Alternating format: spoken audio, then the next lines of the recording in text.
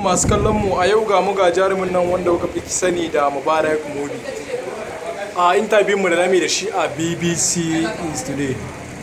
To Mubarak Mudi, a cikin rayuwarka lokacin da ka fara waka da abubuwa wacce nasarori ka gani da kuma kalubale kala-kala bayan da gani su yake bukata.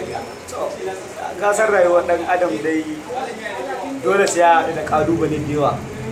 In dai har wata ɗaukaka ta tashi zuwa mai dole sai haɗu da ƙalubale da yawa daban-daban abubuwa iri an haɗu da ƙalubale kuma alhamdulillah sannan an haɗu da nasarori Gaskiya ne. har yau har gobe muna samun nasarori a ayyukan da muke ka san kai aiki ma a ce ma ya fi na jiya ka san shi ma hakan nasara ne.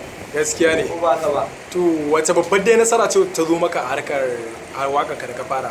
babban nasara ita babban nasara ta dai da nan ce wanda ta zo mun a harkar waka wanda da tun kana matakin karami baka san kowa ba yanzu har ka taso ka san manya Gaskiya ne. wanda za su dafa ma su rika ma a wasu abubuwan da yawa Gaskiya to ne. shine babban nasarar da zaka ce wanda nan gama baka san suwa zaka da su ba Gaskiya ne. Mubarak Mudi, kana nufin mota bata zo ba har yanzu ko kuma wani babban kuɗi haka? muna sa rai da insha Allah. Ha, gaskiya ne. To kuma wani kalubale ne kuma wanda ya gani wanda ya dan daga ma hankali ko wani abin a cikin harkar ka ta fara waka?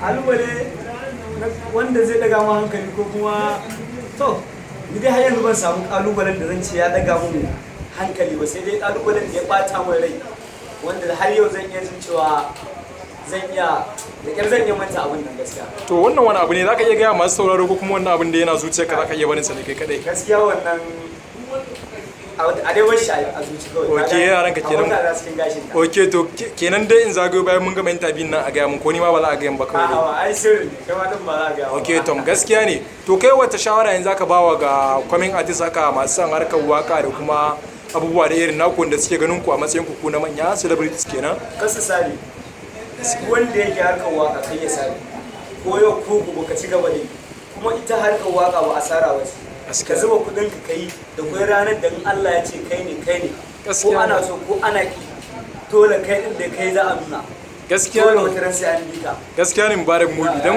ni kaina wannan magana da ka faɗa yanzu haka ta sa ina jin niwa kamar na fara haka ai ko ina zan iya ko kuwa. A hawa waka ai baiwa ce Gaskiya ne. kuma ka sa ran kanka za ka yi ta. Gaskiya ne. To Mubarak Mudi, mun gode, Allah saka da alkhairi, mun barka lafiya. Sai an jima daga iran mu ta a Usman wasa.